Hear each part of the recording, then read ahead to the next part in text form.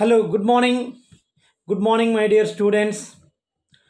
Welcome to online classes. This is Pinnit Ramreddy, lecturer in English, Government Degree College. Today our topic is A Poison Tree, which was written by the great poet in English, that is William Blake. Now, introduction to the poem. Let us say the introduction of the poet William Blake. He was born in the year of 1757 and died in the year of 1827. Did not attend a formal school but composed poems from an early age. His earliest poems were collected in poetical sketches published in 1783.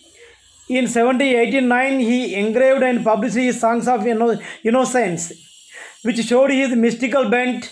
In 1790, he engraved his main prose work called Marriage of Heaven and Hell. Songs of Experience in 1794 is in marked contrast to Songs of Innocence. The latter had a sense of brightness, while Songs of Experience showed a sense of gloom and mystery. Blake sometimes engraved designs to illustrate his poems. The same symbolic qualities are evident in his illustrations as well. This poem is from Songs of Experience and illustrates the darkness and capability for evil present in all humans. Let us see about the poet. This William Blake, he was born in the year of 1757 and died from this and left this world in the year of 1827. Nearly he was lived for 70 years. He was not attend a formal school but composed poems from an early age. See, he did not go to school regularly. Formal school means traditional schools means that the schools which runs from morning to evening. He did not attend to the formal education, but without having the formal education also, on his own preparation, he became the poet in early age. At early age, he became a poet. It's a great thing from his side. His earliest poems were collected in poetical sketches. In his early age, what the poems which was written by him are poetical sketches. This poem were published in the year of 1783, and in 1789 he engraved and published his Songs of Innocence, which was a famous poem, the Songs of Innocence. It was published in the year of 1789, which showed his mystical bent. In 1790, he engraved his main prose work called Marriage of Heaven and Hell. In 1790, he was written another prose that was called the name of Marriage of Heaven and Hell. It was published in the year of 1790. And Songs of Experience in 1794. In continuation to the prose Marriage of Heaven and Hell, he was written the other one, Songs of Experience, in 1794, is in marked contrast to Songs of Innocence. The latter had a sense of brightness, while Songs of Experience showed a sense of gloom and mystery. In Songs of Experience, he was showed the mystery and gloomy. Blake sometimes engraved designs to illustrate his poems. In his poems, he was designed. The same symbolic qualities are evident in his illustrations as well as. This poem is from, now what the poem we are going to discuss, it was derived from the Songs of Experience, which was a great poem and illustrates the darkness and capability for evil present in all human beings. Through this poem, the William Blake, he is illustrating and showing the the hidden evil in the human being, what the evil is doing, what the evil is harming to the human being in his career. If the person with evil feelings, how he will be, how he is in the society, how he molds his career, how he damages the others, and how he damages himself. The evil damages the other peoples as well as himself. It has been shown through this poem. Our poet William Blake with comparing a poison tree. Actually, the William Blake was a great poet.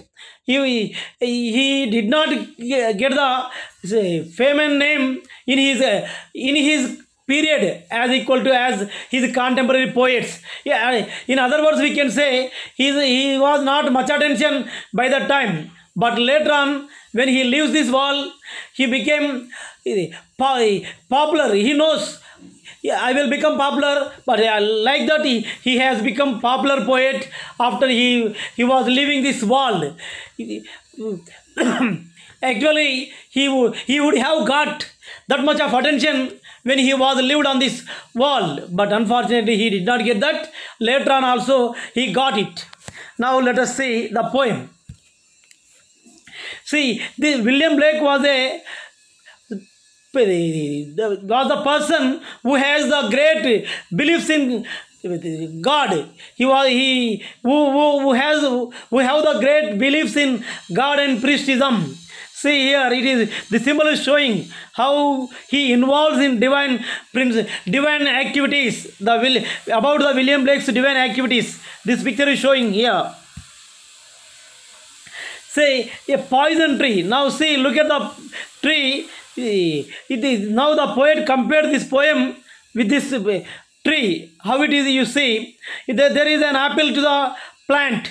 We can say when we look at the plant, when we look at the tree, if we find out the apple to that plant, we can say easily that is an apple tree. While when we look at the custard apple tree, when the tree is having the custard apples, we can say it is a custard apple tree. Otherwise, we don't know the name of the custard apple. The name of the tree. See, there is a green tree, but what is the name? No name. We don't know what is the name of the tree because the tree was not having the fruits. So we cannot say. Like the poet is comparing our human beings with the plants.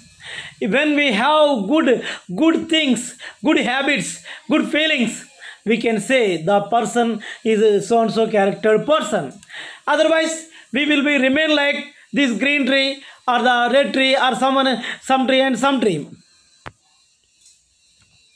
Here, this William Blake, the poet who is acknowledged to be the first major English romantic poet, was born on 28th November in 1757.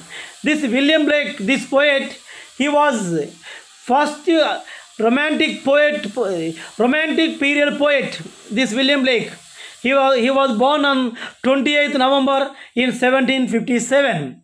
The poem A Poison Tree is included in his famous work Songs of Experience.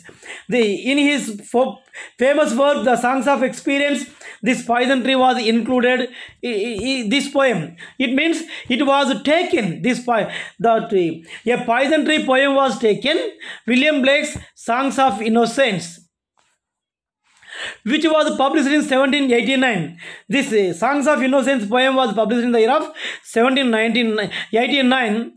In the Songs of Innocence, he shows a kind of existence which is full of joy and harmony, whereas in Songs of Experience, there is a sense of gloom and mystery. In Songs of Innocence, he was shown the people a kind of existence which is full joy and harmony. In Songs of Innocence, he was given the joy and harmony, whereas in Songs of Experience, he was given the sense of gloom and mystery. Now, let us see the poem line by line.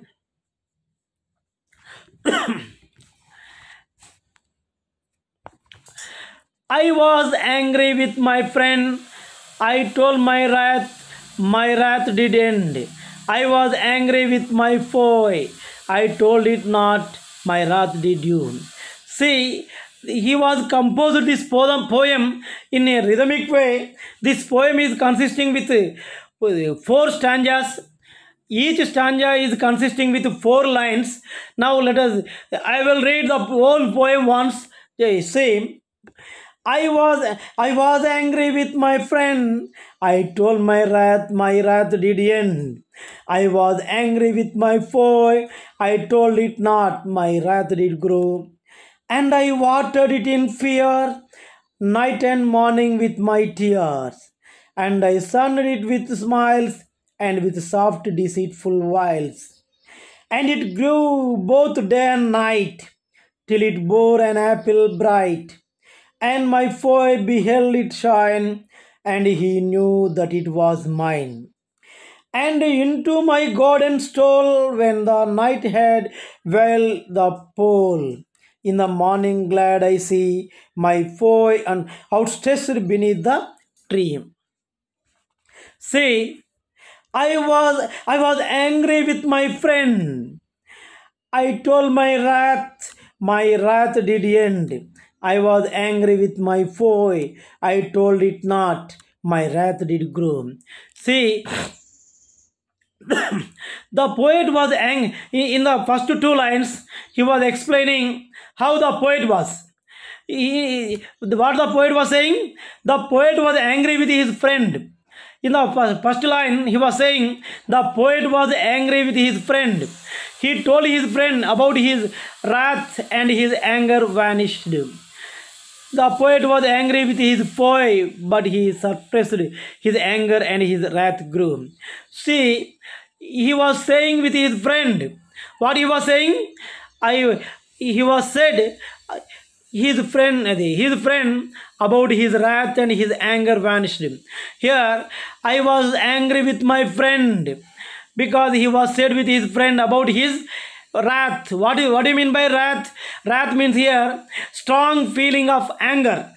Here, a person who is having the angry feelings. So he says, I have the angry feelings in me. I told my wrath did end. So I have to end my wrath. Means I have to put that anger outside from me. I was angry with my foe. Here, what he was saying? I was angry with my foe. Foe means enemy. Here, he was angry with his foe, enemy.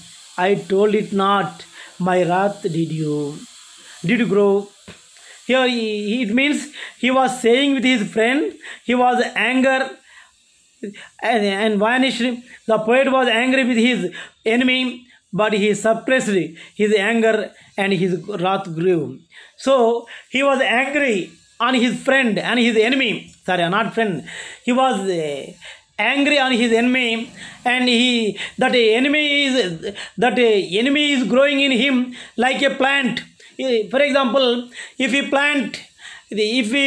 plant a plant and pour the water regularly to the plant, what happens? It grows day by day, and someday it becomes a big tree. Now our government is doing what? In the Harzaharam, we are planting the trees, we are planting the siblings. For what? To grow the forest or to grow the trees for sake of the green revolution, or for giving for protecting the environment. But here this is different. This poem is different with that.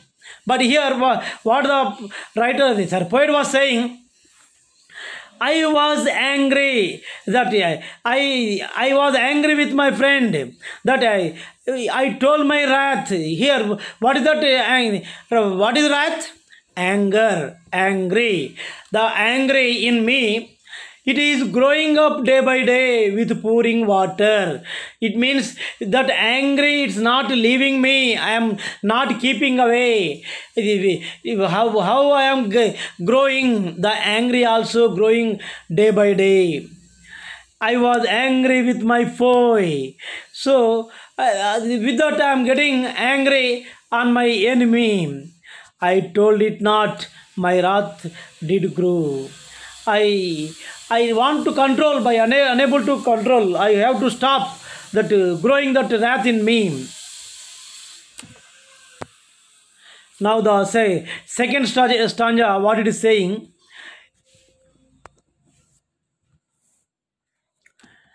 And I watered it in fears, night and morning with my tears, and I sunned it with smiles and with soft, deceitful wiles. Here, sun, see here he was used two new words, they are sunned, watered, deceitful wiles, cunning tricks. He nursed his wrath with his fear about the motive of his foe. He concealed his wrath under the cover of his smiling face and friendly manners. He put on a mask of friendship to deceive his foe. See how the human nature is, how the common man or the human nature, how it is. He is showing this through his poem. And I watered it in fears, night and morning with my tears. Here, I watered it in fears. I watered in fears means here with his waters. In his mind, he is watering. Watering means to grow the feelings. He is filled with the feelings, that the wrath feelings. And I sunned it with smiles. Sun means here he is what he is doing, and I sunned it with smiles. Though I have the feelings in me, the angry feelings in me on enemy, but I am covering with mask. I am not showing to outside what I am having. I'm not keeping out, just I'm not showing my anger. I am wearing the mask to act like a good mannered man, and I sunned it with smiles and with soft deceitful wiles. How we are doing? With soft deceitful wiles means with soft cunning tricks. In the society we are acting with cunning tricks. See, let us again see the paraphrase. He nursed his wrath with his fear about the motive of his foe. He concealed his wrath under the cover of his smiling face and friendly manners. He put on a mask of friendship to deceive his foe.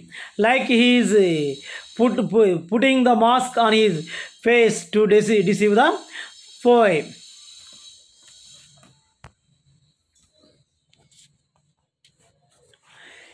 And it grew both day and night, till it bore an apple bright.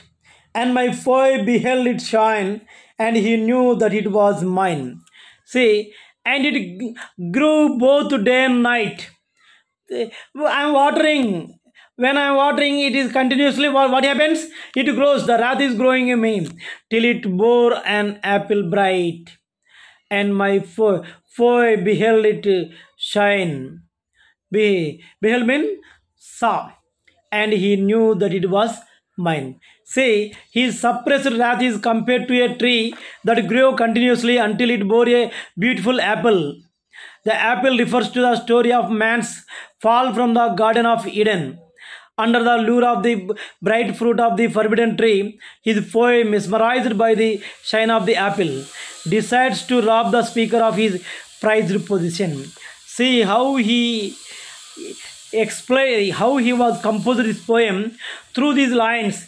He supposed wrath is compared to a tree that grew continuously until it bore a beautiful apple.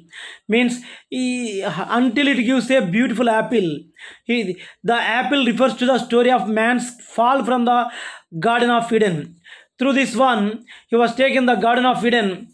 That what the Adam and Eve story here. In Adam and Eve story, he was taken here. The apple is attracting the people. When we go and eat it, it be that is deceitful, and we get the sin. Here, under the lure of the bright fruit of the forbidden tree, his foe mesmerized by the shine of the apple. So that foe, that enemy, he was mesmerized by the shine of the apple. He was mesmerized the shining of the apple. Decides to rob the speaker of his prized position. So what he is doing here? The people, they are deceiving their friends with covering the mask like shining apple. The writer, he was compared the friendship and the other relationship, how the people are deceiving, how the people are deceiving their friends with covering the mask. Through this poem, he was shown in beautiful manner. Now, the last stanza. And into my garden stole when the night had while the pole in the morning glad I see my foe outstretched beneath the tree. See how in last stanza what he was saying. Stole, come, stole means here in this poem, in this stanza he was used 3 new words. They are stole. Stole means here come secretly. Here to steal something. And the other one is veiled. Veiled means covered. Next, the last one is outstretched.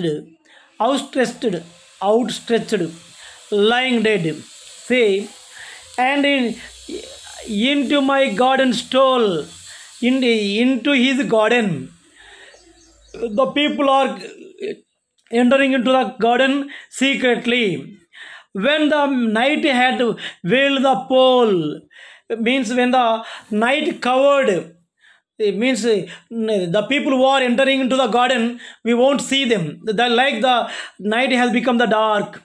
In the morning glad I see my foe outstretched beneath the tree. That foe, the enemy, he was fallen down under the tree and he was lying dead. Say, at night, when darkness had covered the pole, his foe secretly entered his garden. In the morning, the speaker was very happy to find his foe lying dead beneath the tree. Thus, his foe fell prey to his own poisonous intention of robbing the speaker of his beautiful position. So, through this small poem, he was saying the person who wants to deceive, stole, he himself will be lost his life. Here, the writer was comparing a person who is having the masked skills, who wants to damage the other people's, who wants to show who is having a angry in him. The angry, it destroys the other people's first, and someday definitely it destroys himself. It means we put away the angry from us and we be quite cool mannered people. Now let us see the conclusion of this poem.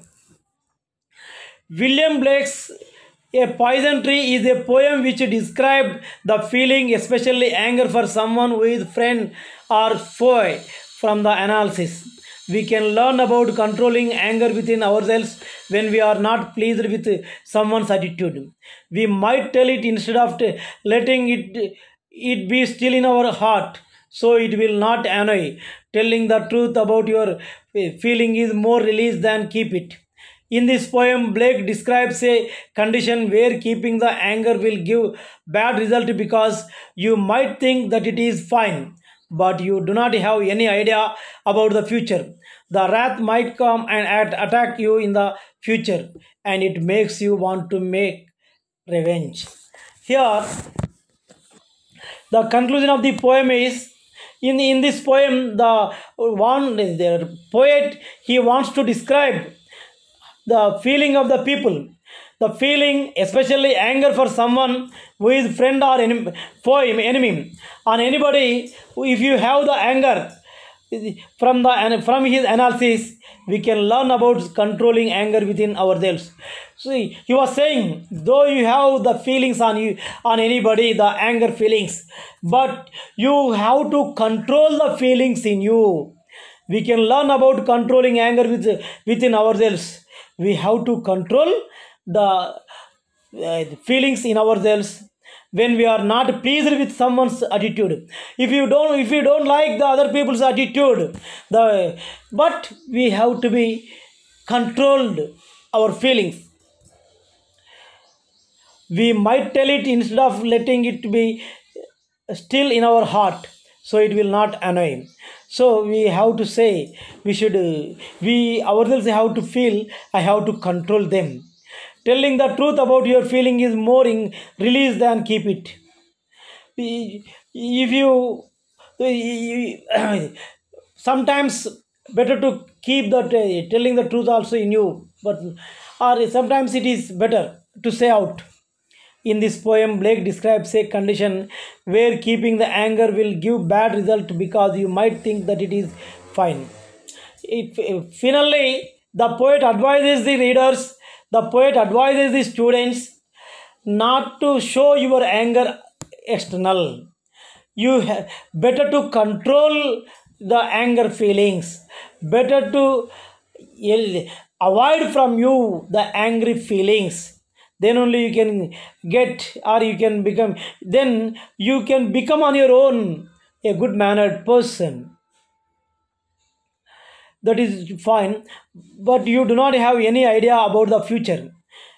Because if what happens in the future, nobody is having the idea. The wrath might come and attack you in the future.